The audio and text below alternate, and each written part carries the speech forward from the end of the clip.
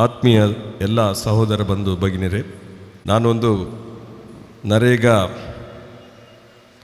ಬಚಾವು ಸಂಗ್ರಾಮದ ಮಧ್ಯದಲ್ಲಿ ನಾವಿದ್ದೇವೆ. ನಾವು ಪಾದಯಾತ್ರೆಯನ್ನು ಅರ್ಧ ಬಿಟ್ಟು ನಾನು ಬಂದಿದ್ದೇನೆ. 4 ಗಂಟೆಗೆ ಮತ್ತೆ ಪಾದಯಾತ್ರೆ ಸೇರಬೇಕಾಗಿ. ಪಾದಯಾತ್ರೆ ಬೀಸ್ ರೋಡ್ನಲ್ಲಿದೆ. ಬೀಸ್ ರೋಡ್ ಅಂತ ಹೇಳಿದರೆ ನನ್ನ ಊರಿನಲ್ಲಿ.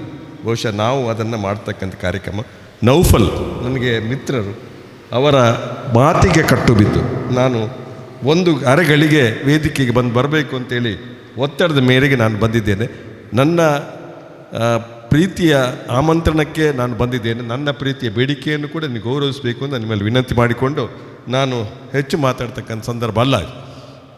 ಕನ್ನಡ ಶಾಲೆ ಉಳಿಸಿ ಬೆಳೆಸಿ ಅನ್ನುವಂಥದ್ದು ಒಂದು ಕಾರ್ಯಕ್ರಮ.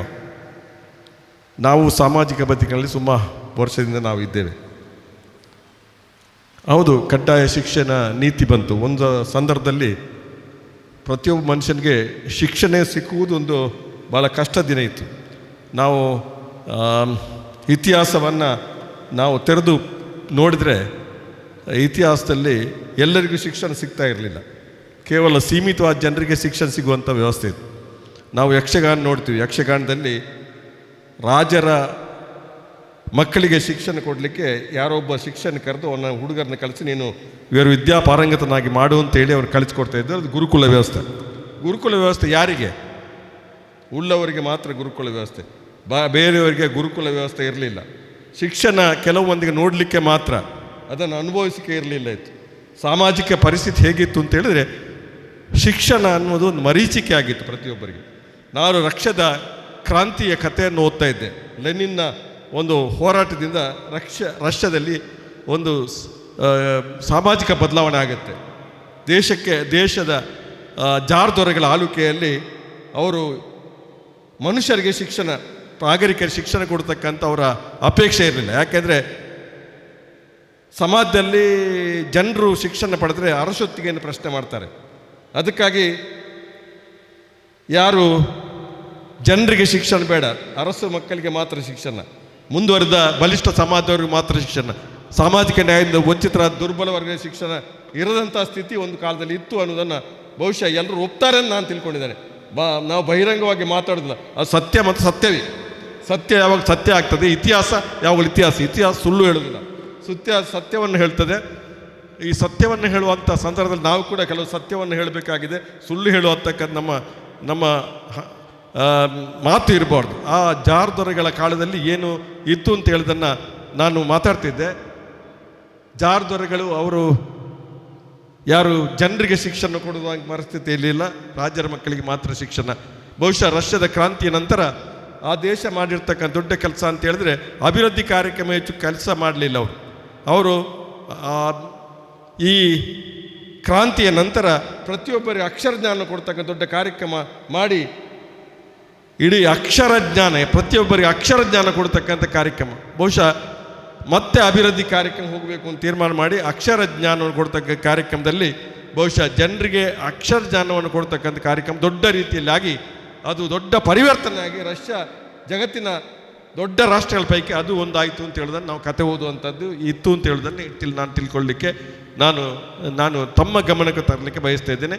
ಮೊದಲು ಶಿಕ್ಷಣ ಅನ್ನುವುದೇ ಇಲ್ಲದ ಅಂಥ ಪರಿಸ್ಥಿತಿಯಲ್ಲಿ ಬಹುಶಃ ಇವತ್ತು ನಮ್ಮ ಹೋರಾಟ ಏನಾಗಿದೆ ಅಂದರೆ ಕಡ್ಡಾಯ ಶಿಕ್ಷಣ ನೀತಿಯ ನಂತರ ಶಿಕ್ಷಣ ಹಕ್ಕು ಅಂತ ಹೇಳಿ ಸರ್ಕಾರ ಘೋಷಣೆ ಮಾಡಿದೆ. ಅದು ಈಗ ನಾವು ನರೇಗಾ ಅಂತ ಹೇಳಿದ್ರೆ ಅದು ಒಂದು ಮಹಾತ್ಮ ಗಾಂಧಿ ಉದ್ಯೋಗದ ಹಕ್ಕನ್ನು ಕೊಡ್ತಕ್ಕಂಥ ಕಾರ್ಯಕ್ರಮ. ಇದು ಉದ್ಯೋಗದ ಹಕ್ಕು. RTA ಕಾನೂನು ಮಾಹಿತಿ ಹಕ್ಕನ್ನು ಕೊಡುವಂಥ ಒಂದು ಕಾಯಿದೆ. ಶಿಕ್ಷಣದ ಹಕ್ಕು ಕೊಡೋದು RTE ಕಾಯ್ದೆ ಏನು ಅಂತ ಹೇಳಿದ್ರೆ ಅದು ಶಿಕ್ಷಣದ ಹಕ್ಕನ್ನು ಕೊಡ್ತಕ್ಕಂಥ ಕಾಯ್ದೆ. ಋಣ ಪರಿಹಾರ ಕಾಯ್ದೆ ಅಂತ ಏನು ಅಂತ ಹೇಳಿದ್ರೆ ಸಾಲ ಕೊಟ್ಟದ್ದನ್ನು ವಾಪಸ್ ಕೊಡಲಿಕ್ಕಿಲ್ಲ. ಒಂದು ಕಾಲದಲ್ಲಿ ಕಷ್ಟದಲ್ಲಿ ಚೆಂಬು ಚೆರಿಗೆಯನ್ನು ಇಟ್ಟು ಅಡವು ಇಟ್ಟು ಯಾರು ಸಾಲ ಪಡೆದಿದ್ದ ಆ ಸಾಲವನ್ನು ಮತ್ತೆ ಕೊಡದೇ ವಾಪಸ್ ಕೊಡ್ತಕ್ಕಂಥ ಒಂದು ದೊಡ್ಡ ಅದು ಋಣ ಪರಿಹಾರ ಕಾಯ್ದೆ. ಭೂಮಸೂದೆ ಕಾಯ್ದೆ. ಭೂಮಸೂದೆ ಕಾಯ್ದೆ ಕೂಡ ಒಂದು ಕಾಯ್ದೆ. ಅದು ಕಾಯ್ದೆ ಹೇಗೆ ಅಂತ ಹೇಳಿದ್ರೆ ಉಳುವನ್ನೇ ಒಳೆದೊಡೆಯಬೇಕು, ಅವನಿಗೊಂದು ಕಾಯ್ದೆ, ಅದು ಹಕ್ಕು. ಅವನು ಧನಿಗಳ ಹಕ್ಕನ್ನು ತೆಗೆದು ಗೇಣಿದಾರಿಗೆ ಹಾಕಿಕೊಡುವಂಥ ಕಾರ್ಯಕ್ರಮ. ವನ್ಯಜೀವಿಗೆ ಸಂರಕ್ಷಣಾ ಕಾಯ್ದೆ, ವನ್ಯಜೀವಿಗಳ ಸಂರಕ್ಷಣಾ ಕಾಯ್ದೆ, ಅನೇಕ ಕಾಯ್ದೆ ಇದೆ. ಜೀತ ಪದ್ಧತಿ ಒಂದು ಕಾಯ್ದೆ. ಇದು ಕಾಯ್ದೆಯ ಮೂಲಕ ಇದನ್ನು ಅನುಷ್ಠಾನ ಮಾಡಲಿಕ್ಕೆ ಸಾಧ್ಯ ಆಯಿತು. ಬಹುಶಃ ಆಹಾರ ಭದ್ರತಾ ಕಾಯ್ದೆ, ಧರ್ಮಾರ್ಥ ಅಕ್ಕಿ ಕೊಡ್ತಕ್ಕಂಥದ್ದು ಕೂಡ ಒಂದು ಕಾಯ್ದೆ ಇಲ್ಲದಿದ್ದರೆ ಅದು ಹಕ್ಕು ಕೊಡ್ತಾ ಇರಲಿಲ್ಲ. ಧರ್ಮಾರ್ಥ ಅಕ್ಕಿ ಕೊಡುವಂಥದ್ದು ಇಲ್ಲ. ಇದು ಸಾವಿರಾರು ಕಾಯ್ದೆಗಳನ್ನು ತಂದ ಪೈಕಿ ಉದ್ಯೋಗ ಕೊಡ್ತಕ್ಕಂಥ ಬಡವರು, ದುರ್ಬಲ ವರ್ಗದವರು, ಕೂಲಿ ಕಾರ್ಮಿಕರಿಗೆ ಉದ್ಯೋಗ ಇಲ್ಲದೆ ಅವರಿಗೆ ಊಟಕ್ಕಿಲ್ಲದ ಸ್ಥಿತಿ ಬರ್ತಾ ಅಂತ ಐಕೊಂದು ಕಾಯ್ದೆ. ಅದೇ ಕಾಯ್ದೆಯನ್ನು ಕೊಡಲಿ ಏಟಾಗ್ತಕ್ಕಂಥ ಒಂದು ಕಾಲಘಟ್ಟದಲ್ಲಿ ಈ ಹೋರಾಟದಲ್ಲಿ ಯಾರಿದ್ದಾರಂತಾರೆ ಯಾರೂ ಇಲ್ಲ, ನಾವು ಮಾತ್ರ ಇರ್ತೇವೆ. ಕನ್ನಡ ಶಾಲೆ ಉಳಿಸಿ ಬೆಳೆಸಿ ಅಂತ ಹೇಳ್ತಕ್ಕಂಥ ಕೆಲವೇ ಮಂದಿಗಳ ಘೋಷಣೆ ಮಾತ್ರ. ಆದರೆ ಉಳಿಸಿ ಬೆಳೆಸುವ ಅನ್ನೋಂಥ ಸಂದರ್ಭದಲ್ಲಿ ಯಾರು ಉಳಿಸಿ ಬೆಳೆಸಿ ಅಂತ ಹೇಳೋದನ್ನು ಕೂಡ ನಾವು ತಿಳ್ಕೊಳ್ಬೇಕಾಗಿದೆ. ಶ್ರೀಮಂತರ ಮಕ್ಕಳಿಗೆ ಬೇಕಾದಂಥ ವ್ಯವಸ್ಥೆ ಇದೆ, ಬಲಿಷ್ಠ ವರ್ಗದ ಮಕ್ಕಳೇ ಬೇಕಾದ ಅವರು ಆಂಗ್ಲ ಮಾಧ್ಯಮ ಶಾಲೆಯಲ್ಲಿ ಓದ್ತಾರೆ. ಈಗ ಕನ್ನಡ ಉಳಿಸಿ ಬೆಳೆಸಿ ಯಾಕೆ ಅಂದರೆ ಬಡವರ ಮಕ್ಕಳಿಗೆ ಮಾತ್ರ ಉಳಿಸಿ ಬೆಳೆಸಿ. ದುರ್ಬಲ, ಪರಿಷ್ಠ ಜಾತಿ, ಪರಿಷ್ಠ ಪಂಗಡ, ಹಿಂದುಳಿದ, ಸಾಮಾಜಿಕ ನ್ಯಾಯ, ದುರ್ಬಲ ವರ್ಗ ನೀವು ಉಳಿಸಿ, ನೀವು ಉಳಿಸಿ ಅಂತ ಹೇಳ್ತಾ ನಾವು ಮುಂದಕ್ಕೆ ಹೋಗ್ತಾ ಇರೋದು. ಉಳಿಸಿ ಯಾರಿಗೆ ಉಳಿಸಿ? ಬಡವರ ಮಕ್ಕಳಿಗೆ ಮಾತ್ರ ಉಳಿಸಿ, ಶ್ರೀಮಂತರ ಮಕ್ಕಳು ಉಳಿಸಿ ಅಂತ ಹೇಳುವಂಥ ಧೈರ್ಯ ಯಾರಿಗೂ ಇಲ್ಲ. ಎಲ್ಲರೂ ಕೂಡ ಬಹುಶಃ ನಾವು ಯಾರು ಮಾತಾಡ್ತೇವೆ ಅವ್ರ ಮಕ್ಕಳೆಲ್ಲ ಆಂಗ್ಲ ಮಾಧ್ಯಮ ಶಾಲೆಗೆ ಹೋಗ್ತಾ ಇದ್ದಾರೆ. ರಿಕ್ಷಾ ಓಡಿಸುವಂಥ ಡ್ರೈವರ ಮಗನು ಹೇಳ್ತಾನೆ ನನ್ನ ಮಗ ಇಂಗ್ಲೀಷ್ ಓದಬೇಕು ಅಂತೇಳಿ. ತಪ್ಪು ಅಂತ ಹೇಳಲಿಕ್ಕೆ ನಾನು ಹೋಗುವುದಿಲ್ಲ. ಎಲ್ರಿಗೆ ಆಂಗ್ಲ ಮಾಧ್ಯಮ ಪೈಪೋಟಿ ಇರುವ ಸಮಾಜದಲ್ಲಿ ಅವರ ಮಕ್ಕಳು, ಶ್ರೀಮಂತರ ಮಕ್ಕಳು ಇಂಗ್ಲೀಷ್ ಕಲಿಯೋದು, ಬಡವರ ಮಕ್ಕಳು ಕನ್ನಡ ಶಾಲೆಗೆ ಹೋಗಿ ನಾವು ಕನ್ನಡ ಬೊಬ್ಬ ಇಡುವುದು. ಅದರ ಒಟ್ಟಿಗೆ ಅವನು ಕೂಡ ಕನ್ನಡ ಯಾಕೆ ಬಡವನ ಮಗು ಕೂಡ ಆಂಗ್ಲ ಭಾಷೆಯನ್ನು ಕಲಿಬೇಕಾದ್ದು ಅವನ ಹಕ್ಕು ಅಂತ ಹೇಳ್ತಕ್ಕಂಥದ್ದು. ಶಿಕ್ಷಣದ ಹಕ್ಕನ್ನು ಏನು ಕೇಳ್ತಾ ಇದ್ದೇವೆ, ಬಹುಶಃ ಎಲ್ಲರೂ ಕೂಡ ಶಿಕ್ಷಣ ಹಕ್ಕನ್ನು ಪಡೀತಕ್ಕಂಥ ಕಾಲಘಟ್ಟದಲ್ಲಿ ನಾವಿದ್ದೇವೆ. ಬಹುಶಃ ಒಂದು ಶಾಲೆಗಳು ಅದು ಉಳಿಸ್ತಕ್ಕಂಥದ್ದು ಬಗ್ಗೆ ನಾವು ಖಂಡಿತ ಸರ್ಕಾರ ಬೇರೆ ಬೇರೆ ಯೋಚನೆಗಳು ಮಾಡ್ತಕ್ಕಂಥ ಸಂದರ್ಭದಲ್ಲಿ ಈಗ ಒಂದು ಶಾಲೆಗೆ ಎಲ್ಲ ಮೂಲಭೂತ ವ್ಯವಸ್ಥೆಯನ್ನು ಕೊಟ್ಟು ಆ ಶಾಲೆಯನ್ನು ಉಳಿಸ್ತಕ್ಕಂಥ ಒಂದು ಕಾರ್ಯಕ್ರಮ ಕೈ ಹಾಕಿದೆ. ಸರ್ವ ಶಿಕ್ಷಾ ಅಭಿಯಾನ ಕಾರ್ಯಕ್ರಮ ಅದರ ಒಂದು ಭಾಗವಾಗಿ ಬಹುಶಃ ಲಿಟ್ರಸಿ ಮಿಷನ್ ಅಂತ ಈ ದೇಶದಲ್ಲಿ ಪ್ರಥಮದಲ್ಲಿ ರಾಜೀವ್ ಗಾಂಧಿಯವರ ಕಾಲದಲ್ಲಿ ಲಿಟ್ರಸಿ ಮಿಷನ್ ಬಂತು. ಆ ಮಿಷನ್ನ ಅಡಿಯಲ್ಲಿ ಪ್ರತಿಯೊಬ್ಬರು ಅಕ್ಷರಜ್ಞಾನ ಕೊಡ್ತಕ್ಕ ದೊಡ್ಡ ಆಂದೋಲನ ನಡೀತು. ಇವತ್ತು ಸಾಕ್ಷರತಾ ಆಂದೋಲನ ಕಾರ್ಯಕ್ರಮ ಅದು ಒಂದು ಭಾಗ. ನಂತರ ಸರ್ವ ಶಿಕ್ಷಾ ಅಭಿಯಾನ ನಂತರದ ಒಂದು ಭಾಗ. ನಂತರ ಮಾಧ್ಯಮ ಸರ್ವ ಶಿಕ್ಷಣ ಅಭಿಯಾನ ಅದು ಆ ನಂತರದ ಕಾರ್ಯಕ್ರಮ. ಪ್ರಾಥಮಿಕ ಶಿಕ್ಷಣಕ್ಕಾಗಿ ಸರ್ವ ಶಿಕ್ಷಾ ಅಭಿಯಾನ, ಪ್ರಾಥಮಿಕ ಶಿಕ್ಷಣ, ಮಾಧ್ಯಮ ಸರ್ವ ಶಿಕ್ಷಾ ಅಭಿಯಾನ ಅದು ನಂತರದ ಕಾರ್ಯಕ್ರಮ.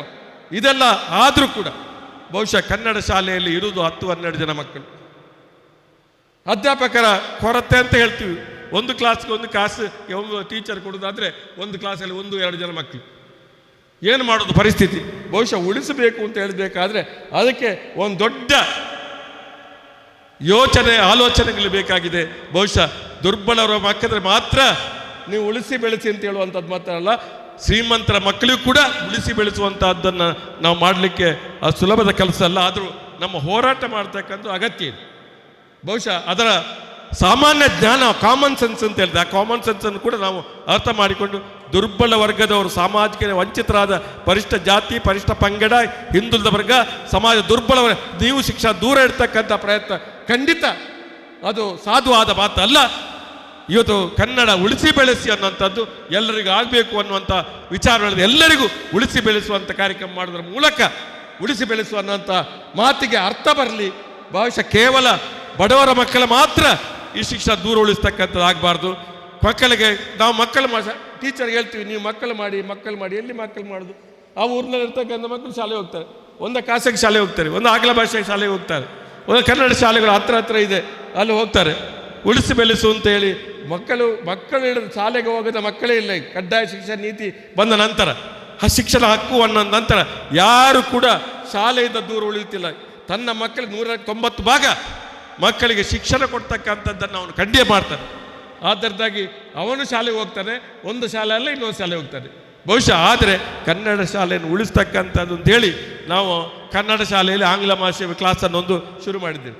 ಆ ಶುರು ಮಾಡಿದ ಮೂಲಕ ಕನ್ನಡ ಉಳಿಸಿ ಅವಾಗ ಒಂದು ಕ್ಲಾಸು, ಒಂದು ಶಾಲೆಯಲ್ಲಿ ಕನ್ನಡ ಕೂಡ ಸೇರ್ಪಡೆ ಮಾಡಿದ ಮೇಲೆ ಉಳಿಸಿ. ಬರೀ ಕನ್ನಡವನ್ನೇ ಮಾಧ್ಯಮವಾಗಿ ಇಟ್ಕೊಂಡು ಉಳಿಸಿ ಬೆಳೆಸಿ ಅಂತ ಹೇಳಿದರೆ ಅದು ಎಲ್ಲಿಗೆ ಹೋಗ್ತೋ ನನಗೆ ಗೊತ್ತಿಲ್ಲ. ಆದರೆ ನಿಮ್ಮ ಹೋರಾಟ ಅದು ಸಾಧುವಾಗಿದ್ದೆ. ಆ ಹೋರಾಟದಲ್ಲಿ ದುರ್ಬಲ ವರ್ಗದವರಿಗೆ ಶಿಕ್ಷಣ ದೂರ ಇಡ್ತಕ್ಕಂಥ ಆಗಬಾರ್ದು, ದುರ್ಬಲ ಮಕ್ಕಳಿಗೆ ಇಂಗ್ಲೀಷ್ ಭಾಷೆ ದೂರ ಉಳಿಸ್ತಕ್ಕಂಥ ಆಗಬಾರ್ದು, ಎಲ್ಲರಿಗೆ ಸಮಾನವಾದ ಅವಕಾಶದಲ್ಲಿ ದೂರ ಇಡ್ತಕ್ಕಂಥ ವ್ಯವಸ್ಥೆ ಆಗದೆ ಪ್ರತಿಯೊಬ್ಬರ ಅಕ್ಷರ ಜ್ಞಾನವನ್ನು ಕೊಡ್ತಕ್ಕ ದೊಡ್ಡ ಆಂದೋಲನ ರೀತಿಯಲ್ಲಿ ಕನ್ನಡ ಉಳಿಸಿ ಬೆಳೆಸಿ ಕಾರ್ಯಕ್ರಮ ಆಗಬೇಕಾಗಿದೆ ಅಂತಕ್ಕಂಥ ಮಾತನ್ನು ಹೇಳಿ ಈ ಕಾರ್ಯಕ್ರಮಕ್ಕೆ ಬಹುಶಃ ನಾನು ಹೆಚ್ಚು ಹೊತ್ತು ಮಾತಾಡ್ತಕ್ಕಂಥ ಸಂದರ್ಭ ಅಲ್ಲ ಇದು.